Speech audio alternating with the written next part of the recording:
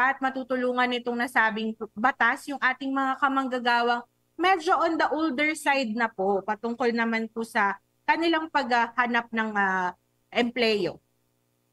Salamat, Ma'am Carla. Ang Republic Act number 10911 or Yes.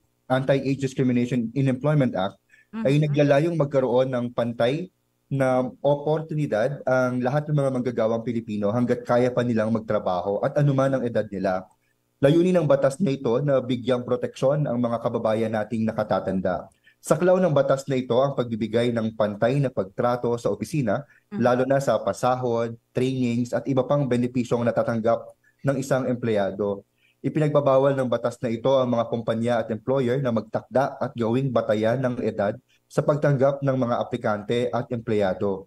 Hindi rin dapat pilitin ng mga kumpanya at employer na ilagay sa resume ng isang aplikante ang edad at kaarawan nito.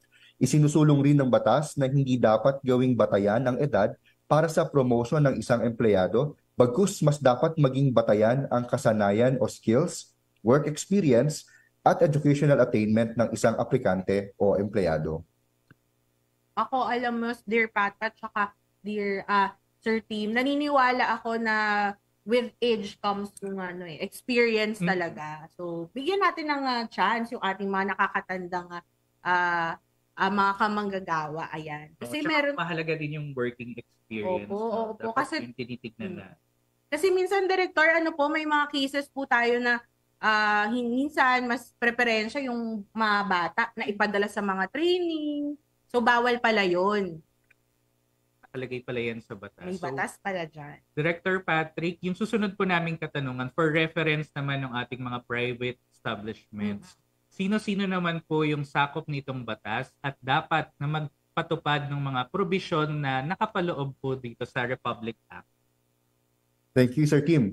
Saklaw po ng batas na ito ang lahat ng employers, labor contractors or subcontractors at mga labor organizations, rehistrado man o hindi.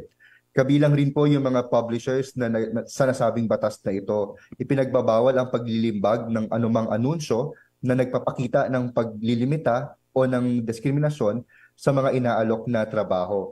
So tandaan po natin na ang mga nakatatanda ay hindi kailangang maging senior citizen. Ito yung mga empleyadong maaring matagal na sa opisina. Ayon sa ating batas, maaaring mag-retire ang isang empleyado na nasa 60 years old at patungong 65 years old kung saan ito ay obligado ng mag-retire.